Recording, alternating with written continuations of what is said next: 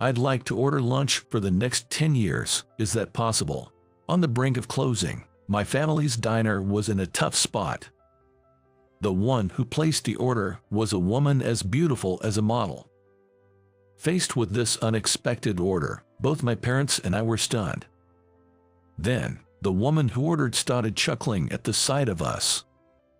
Is 10 years too short? How about 30 years? Seeing her mischievously smiling, I was reminded of an old friend.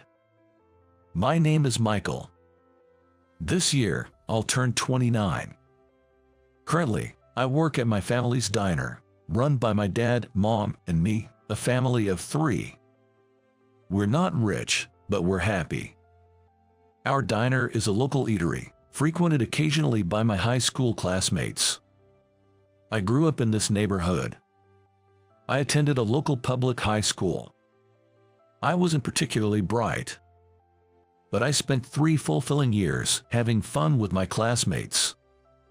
There was a girl I was interested in. Her name was Emily, and we were in the same class for 3 years. She was slim and pretty, like a model. On the other hand, I wasn't much of a looker. I didn't have enough confidence to pursue someone out of my league. What concerned me was her pale complexion. Emily was popular with the boys. She was respected by the girls, but no one seemed to notice her pallor. But I couldn't bring myself to mention it. In that way, I couldn't take my eyes off her. In high school, we brought our own lunch. My mom always nagged me to eat 3 meals a day, no matter what. Being from a diner family, my lunch was always hearty. It was enough to satisfy any growing boy. However, Emily always skipped lunch.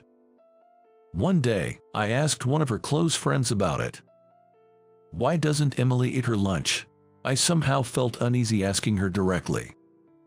Oh, Emily is on diet. She only eats 2 meals a day. It's amazing how thin she is, Emily's friend told me.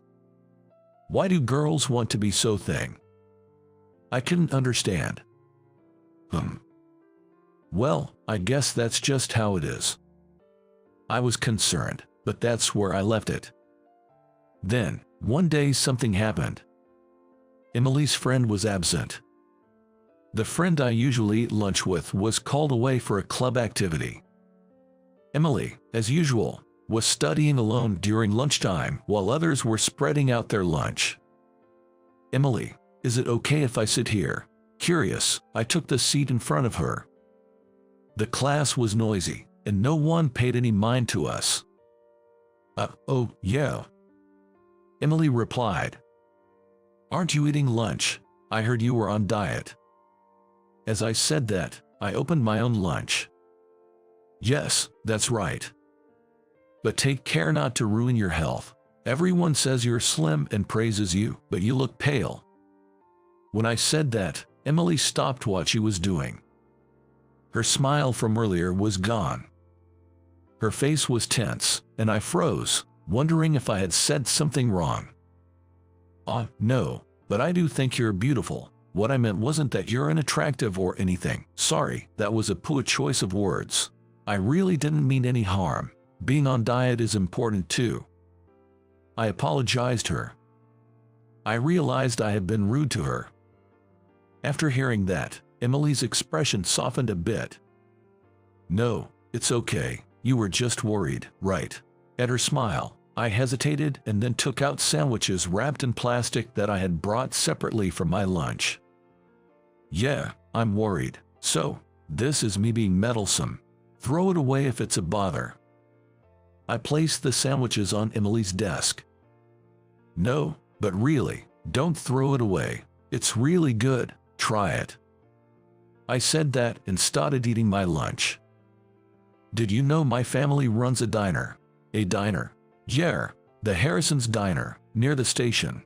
I'm the son of the diner owners, that's why it's good. As I said that, Emily hesitantly reached for the sandwiches. She took a small bite.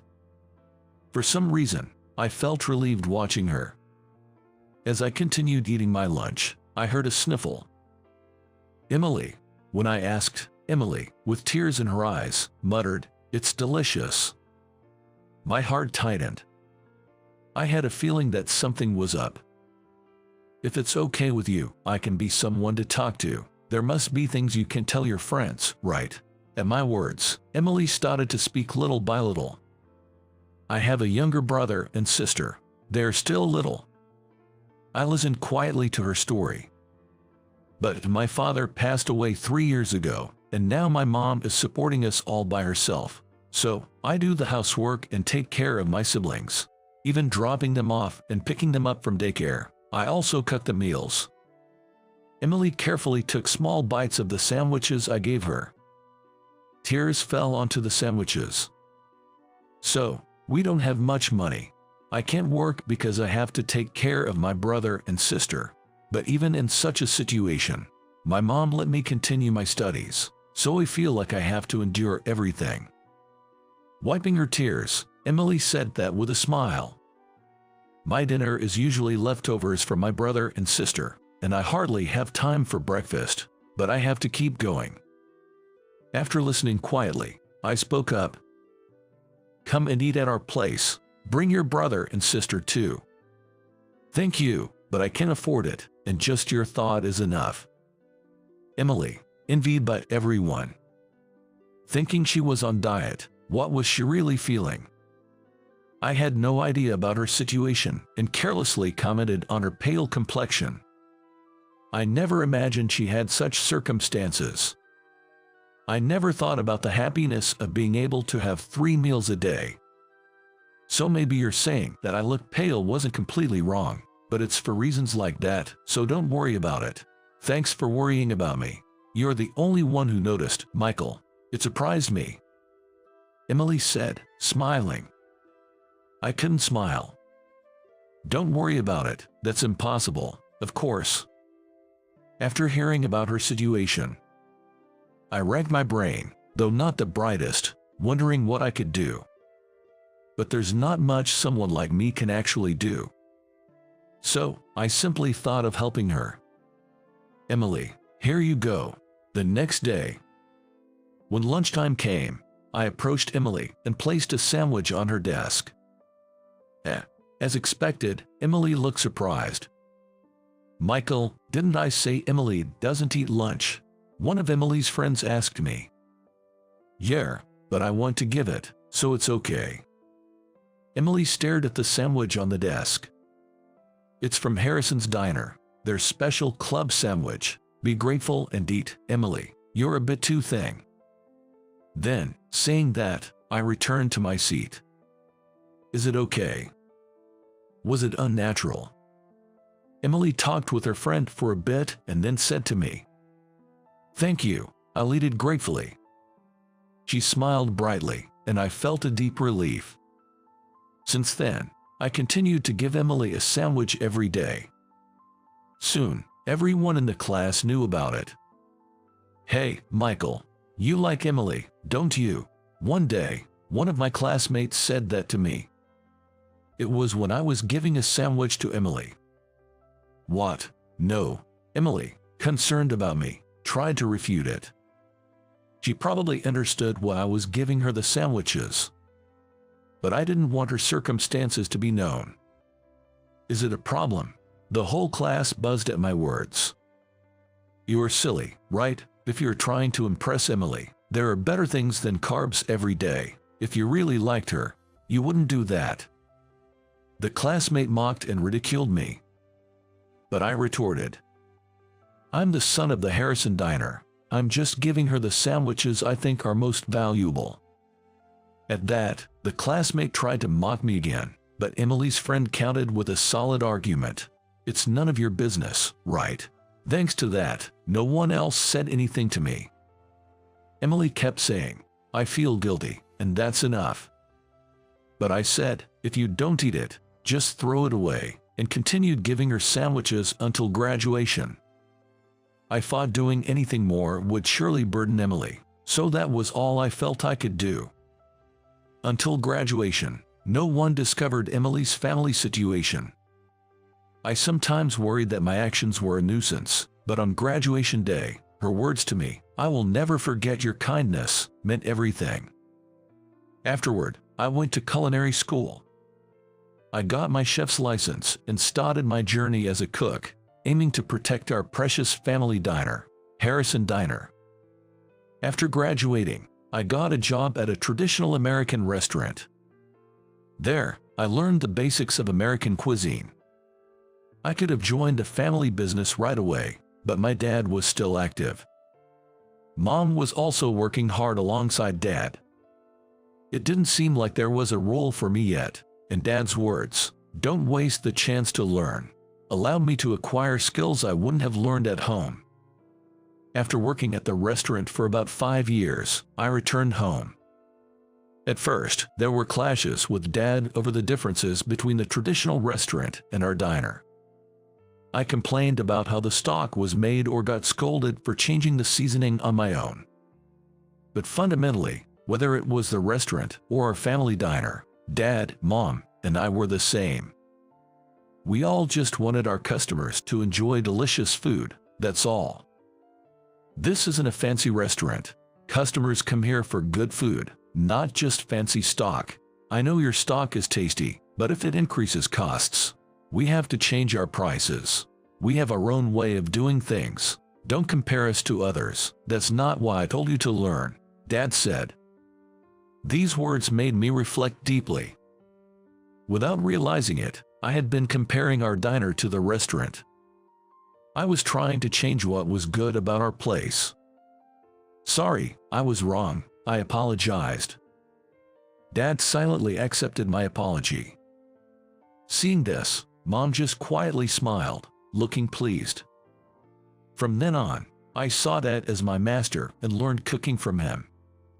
Of course, my experience in the restaurant wasn't wasted. I learned to make dishes using stock ingredients and to add vegetable scraps to the stock, among other things. The stock has more depth now, Dad acknowledged. We became partners in protecting Harrison Diner. But those days didn't last long. Though we were in a prime location near the station, the competition was fierce. Just about 2 years ago, a fast food chain opened, and about a year ago, a family-style restaurant. The arrival of these two competitors clearly dealt a major blow to our business. Office workers preferred the quick service of the family-style restaurant, and students liked the hearty meat and fried food of the fast food chain. To adapt, we introduced quick-serve pasta and started offering takeout, including fried food combos aimed at students. However, we couldn't compete with the chain stores that offered cheaper meals due to their bulk purchasing power. This diner, where I grew up since I was little. As I grew older, I worked alongside Dad, trying various strategies to keep it going. But the number of customers dwindled, and we had many days that felt like we were closed even when we were open. Our regulars and friends who occasionally visited would say, "Don't give up, and keep going," but it was hard to know what more we could do. That day, we had no customers at all. The diner was eerily quiet during lunchtime. "Maybe we should close the diner," I said that, and Dad responded, "Yeah, I think so. We've reached our limit." His voice, resigned and sad, echoed in my heart, and Mom just looked down. I felt like crying seeing the two of them like that. "Sorry, I know, you did your best, but sometimes things just end, no matter what." Dad patted my shoulder. He was probably more inclined to cry than I was. The silence was broken by the sound of the door opening. We instinctively looked up. "Hello," I said brightly, as if to blow away the heavy air from earlier. Even if we were closing, I wanted to cherish every customer until the very end. "Hello, how are you?" echoed Dad and Mom, also brightening up. The person who entered wasn't a regular. She was a slender, beautiful woman I didn't recognize. "Please, have a seat here," Mom offered. As she removed her sunglasses, the woman said, "No, I'm not here for a meal." Dad, Mom, and I froze at her words. Then, The woman looked at me and smiled. I'd like to order lunch for the next 10 years. Is that possible? Yeah, I blurted out, surprised. Both of my parents were equally stunned by this unexpected order. Then, the woman chuckled at our reaction. Is 10 years too short? How about 30 years? She joked with a mischievous smile. That smile triggered a memory in me. Hee, it's been a while, Michael. It was her. I stepped forward. Emily, is that you? Wow, it's been so long.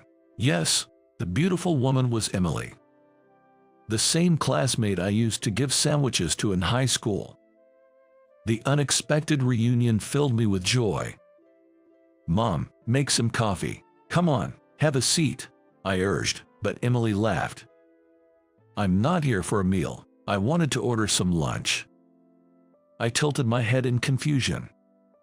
While Mom prepared the coffee, we sat facing each other at the table. What do you mean? And what are you up to now? Are you doing well? I asked, and Emily replied.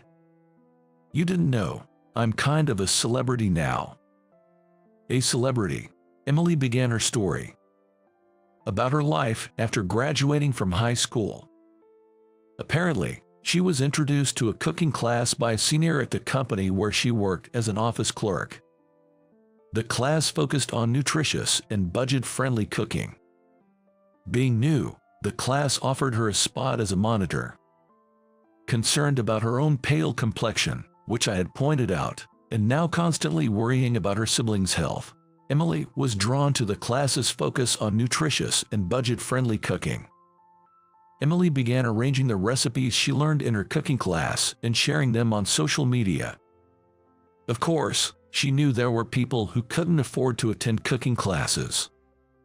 So, she thought that by sharing her knowledge, she could help someone. Her teacher was pleased with the promotion and happily allowed her to continue. As a result, Emily's social media followers rapidly increased. This led to a book deal with a publisher, where she co-authored a recipe book with her cooking teacher. Well, that's amazing, I said, smiling. I was genuinely happy for her. It seems like Emily's success is telling me that what I did was not a mistake. Well, it might be a bit of pride on my part. And now, I'm a YouTuber and a culinary researcher, doing my own broadcasts, she added. A YouTuber, I exclaimed, surprised, and Emily laughed. Is it that surprising? The idea of being a YouTuber often implies being quite famous. It made sense when Emily mentioned she was somewhat of a celebrity. She seemed like someone from a different world. That made her reason for being here even more puzzling. She must have sensed my confusion and explained. Emily said, Actually, a girl from our class, who I was close with, told me that Harrison Diner was going through tough times. I wanted to see if there was anything I could do, so I came today. I see. Thank you, I said, expressing my gratitude. Emily then said, I should be the one thanking you. You don't know how much you helped me back then. It wasn't just the sandwiches, but also your thoughtfulness and kindness. I looked up at her. The person I am today is because of you, Michael. You pointed out my pale complexion and provided those sandwiches from here. So, for this diner, I'll order for 10 years, 20 years, however long it takes. Now it's my turn to help you. Tears welled up in my eyes. Thank you, I managed to say, and she just smiled happily. I'll deliver lunch every day, I promised. Could you also make them for my brother and sister? They need lunch for school every day, she asked. Tears streamed down my face as I repeatedly nodded at her words. After that, Emily and I kept in regular contact. It wasn't just about the lunch. I didn't want to let this opportunity Emily gave me go to waste. Swallowing my pride, I asked Emily to teach me about cooking. I can't let pride waste an opportunity to learn, I thought. That was something Dad had told me after I graduated from culinary school. We started focusing on budget-friendly cooking to cut costs and creating nutritious meals to differentiate from other eateries. This approach attracted a younger clientele and, thanks to social media, brought in customers of all ages. Our diner regained its bustling atmosphere, and our business stabilized. Emily promoted Harrison Diner's secret recipes on her YouTube channel, which also brought us great publicity. We built a new friendship, supporting and being supported by each other. One day, while chatting, I said to Emily, "Hey, why don't you come and eat here with your brother and sister? You've been having our lunch, but you've never visited the diner, right? Your mom is welcome too." Emily was delighted by my invitation. Back in high school, I had once suggested, "Bring your brother and sister along." But at that time, Emily declined, saying she couldn't afford it.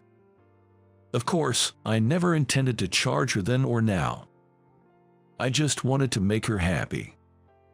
On the day of closing, I opened the diner and cooked for the 4 of them. "What would you like to order?" I asked. They looked at each other and then said, "Some sandwiches, please." Sandwiches? I was taken aback. Sandwiches weren't on the menu. Although I used to boast about Harrison Diner's special sandwiches, those were just something Mom made. "I really wanted my mom, brother, and sister to taste your family's sandwiches," Emily said. To her, those sandwiches were something special. I smiled and served them a simple meal of sandwiches, soup, and salad. Watching them happily savoring the food was incredibly fulfilling. Afterward, Emily's brother and sister left with their mother for their evening classes. They thanked me, looking happy, which I appreciated greatly. Left alone, Emily offered to help with the dishes, but I declined. It was my job, after all. "It was really delicious. Thank you for making it again," she said. Well, back then, it was either Mom or me who made them, but actually, it was mostly Mom, I confessed. I knew it. There were times when they were a bit different, she laughed. "Really? Sorry, that must have been me." As I hurriedly apologized, Emily shook her head, laughing. "No, I was happy, and even when they teased you about liking me, you sacrificed yourself to make it easier for me, when in fact, I was the one who liked you." Really? I was stunned as Emily blushed slightly. I looked at her, flustered, as she continued. "I want to be there for you, Michael, to support you." I nodded at her words and said, "And I want to be someone who can help you whenever you need it." Eventually, Emily and I went from being friends to lovers and got married. Years later, Harrison Diner and Emily's YouTube channel are still very popular. Emily has gained a little weight. She seems self-conscious about it, but when I tell her, "You're the most beautiful now," she smiles happily. I have memories that I can't forget, no matter how hard I try, or rather, memories I don't want to forget. Looking back, it seems like a dream, but it was undoubtedly real. I had a wife whom I married when I was 25. I got a job at a male-dominated IT company right after graduation, and a friend introduced me to her, as I had no opportunities to meet someone. Her name was Emily. Emily, with her kind and encompassing nature, and I, impulsive and reckless, were complete opposites, which is probably why we were drawn to each other. After dating for 2 years, I proposed, and we got married.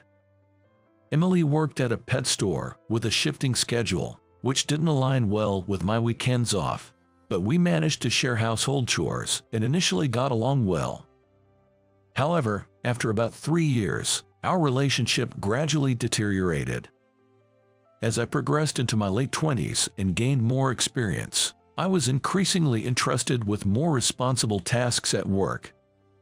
This was something I was very happy about, but I believe it also put a significant amount of stress on me, both mentally and physically. From the onset of our marriage, Emily was in charge of preparing meals and cleaning areas like the kitchen, living room, hallway, and entrance. I was responsible for cleaning the areas outside of the kitchen, including the bathroom. We would also take care of other chores as needed or whoever noticed them first. Of course, there were days when we were unable to complete our tasks, and we were flexible about it, but during this time, I found myself increasingly unable to keep up with my share of the chores. Then, one day, when I returned from work on the last train, Emily had just gotten home and spread some ready-made dishes on the table. "Is this dinner for tonight?" I asked, and Emily, looking apologetic, replied, "Yeah, sorry. I was tired and it got late today, so I bought these from the supermarket." She then heated my portion in the microwave, transferred it to a plate, and handed it to me. I had already eaten ready meals for lunch and was hoping for a proper meal at night.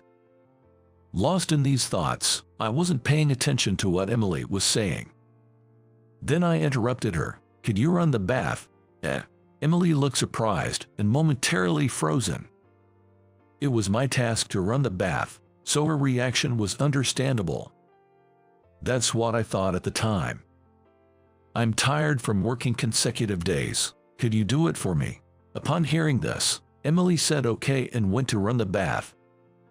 This kind of situation continued day after day. I didn't know much about the busy season at the pet shop, but Emily seemed to be working harder than ever before, often getting home late and unable to prepare proper dinners. After about 2 weeks of this, I finally spoke up. "Lately, you've been slacking off a bit, haven't you?" That day, I got home around 10 p.m., earlier than usual, but Emily was lying on the sofa and hadn't prepared dinner. "Sorry, I got ready meals for today," she said apologetically, but my frustration didn't ease. "I'm busy too, you know. But if we don't do what we need to, we can't keep our life together. Let's try to do our part, all right?" Even though I said that, Emily only replied with "I'm sorry," and after that, she hardly ever prepared meals anymore. I started to feel increasingly irritated with Emily. Since my job got busier, I'd come home, eat, take a bath, and go straight to bed, resulting in minimal conversation, but by then, I hardly wanted to speak to her at all. "Welcome back. Listen, Emily," perhaps trying to reconcile, kept trying to talk to me, but I kept avoiding her by saying I'm tired. 2 months passed like this.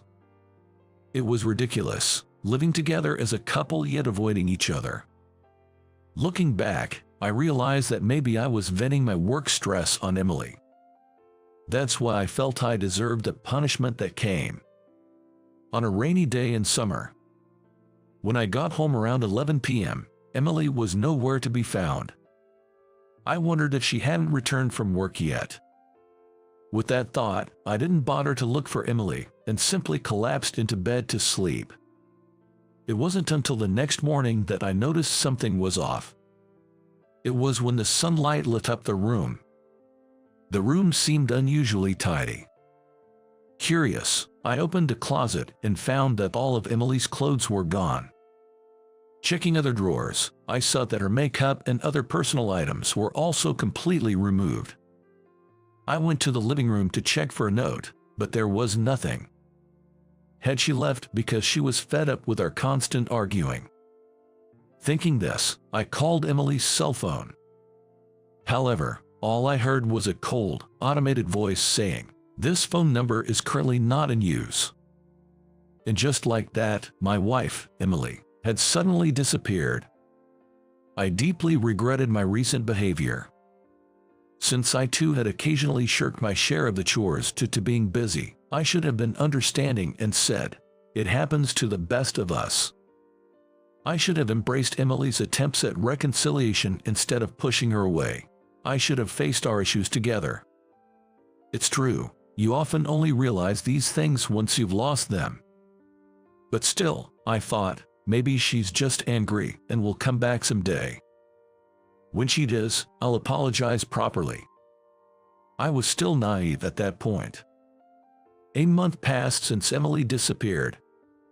My busy work schedule finally slowed down, and I had more idle time than usual.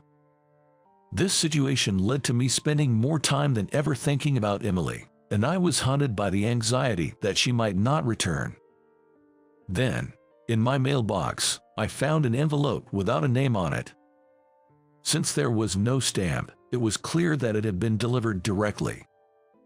After I got home, I opened the envelope to find something shocking inside.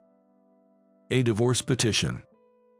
For a moment, I thought it might be some kind of prank, but there was already Emily's signature on one side. It was unmistakably Emily's handwriting. I searched the envelope for anything else, but there was nothing. Why? How could this happen? My behavior had hurt Emily so much that she wanted a divorce. But I wished she had at least told me face to face. The idea that everything would end without any real communication, just with a single piece of paper, was unbearably frustrating. I had only visited Emily's family home once, far away, and didn't even remember the address or phone number.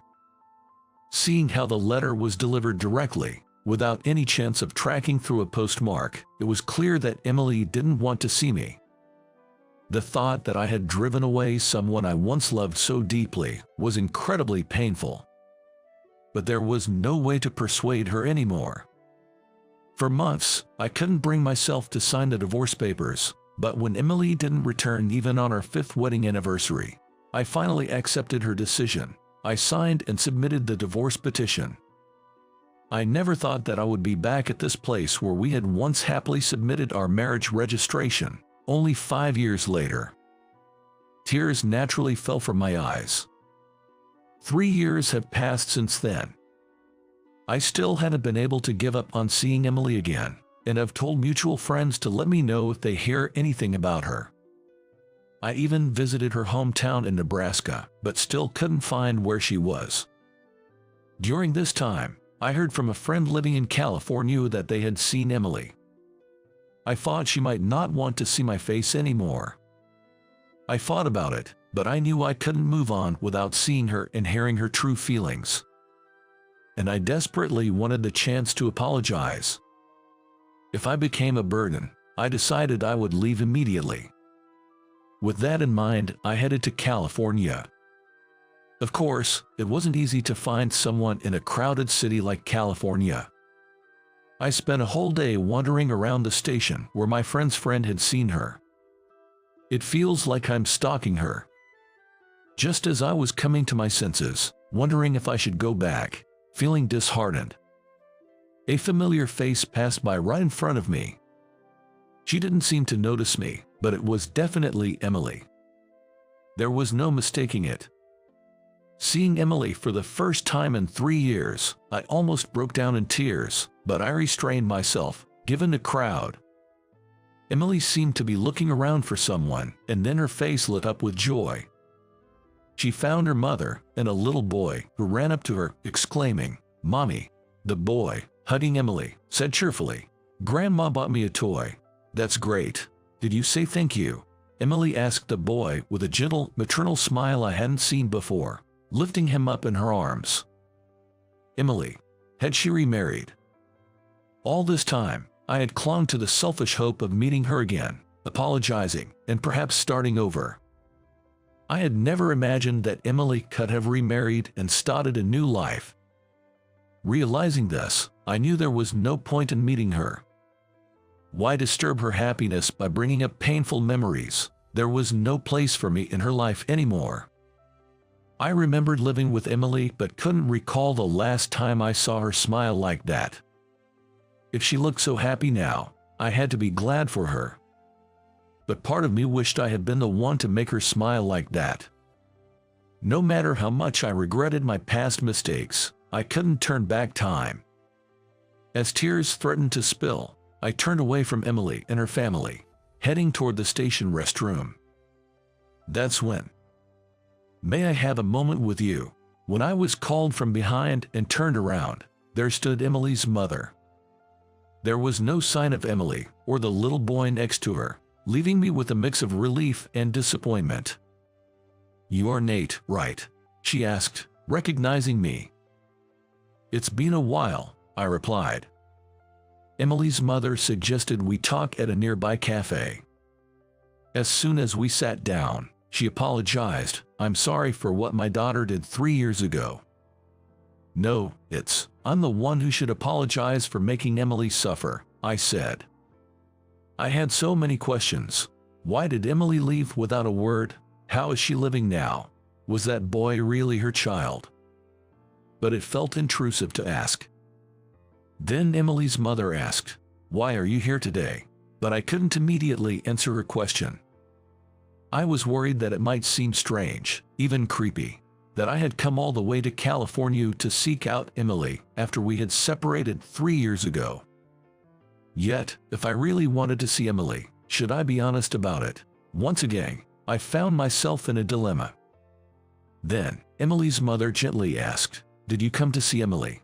Finally, I admitted, yes, I wanted to talk to her again, to apologize. Then, Emily's mother said something surprising. "Please, meet with Emily." Really, I thought for sure I would be rejected, thinking she had moved on to a new path in life. "But you need to do this, so you can both move forward," she said. Those words brought me both happiness and a twinge of pain. It felt as though she was saying she wanted her daughter to settle the past and find happiness in her new life.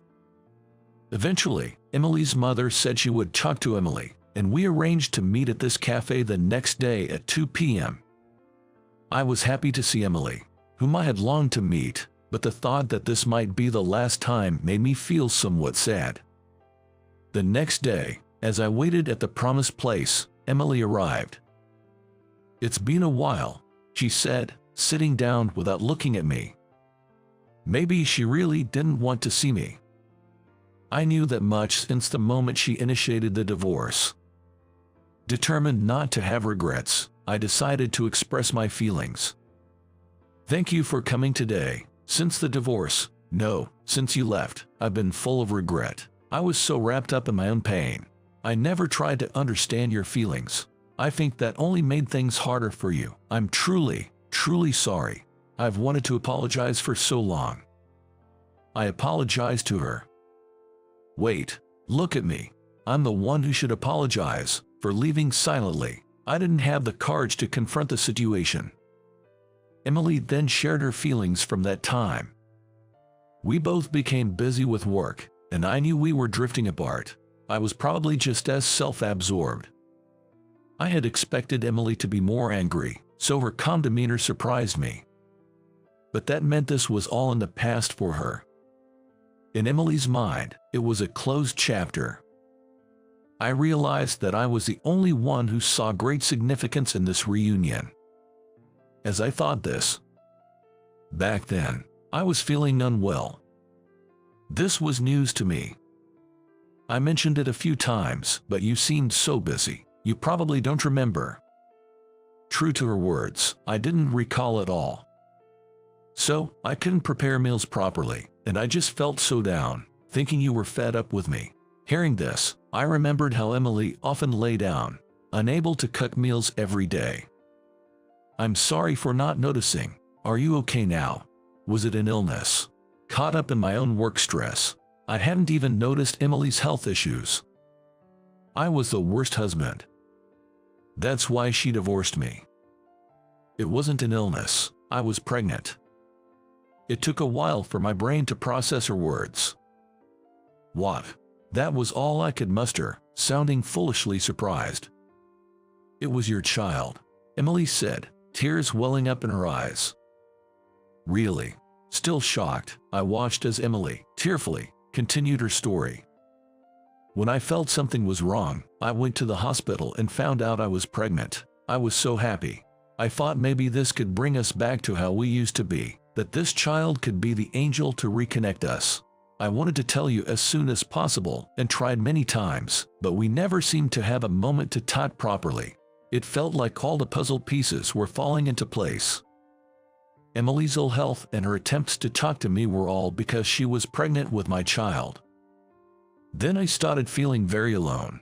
I wondered if you would be happy about the child, if I could be a good mother. I got scared of everything and talked to my mom. Initially, I didn't intend to leave. I just planned to stay at my parents' house for a few days, but I became too afraid to tack things out with you.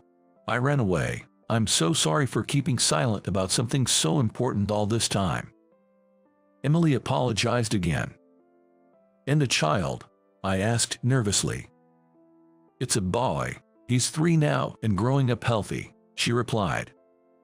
"Was he the one with you at the station yesterday?" I think my voice was trembling. "Yes, that's right," Emily replied. Upon hearing her words, tears uncontrollably started flowing from my eyes. The image of that child, who had clung to Emily calling her mommy, was still vivid in my mind. That was my child. Before I knew it, I was holding Emily's hand. And without being able to hold back, I said, "Thank you." Hearing that, Emily also started crying. "I'm sorry for not realizing the pain you went through for our child and for behaving terribly. I was selfish, truly sorry. But I've always wanted to tell you this. If possible, if you can forgive me, I want to live with you again. I want to be the father of our child. Can you give me another chance?" The wait for Emily's response felt incredibly long. But then, Emily squeezed my hand back and said, "That's my line. Thank you." Afterward, Emily took me to her current home.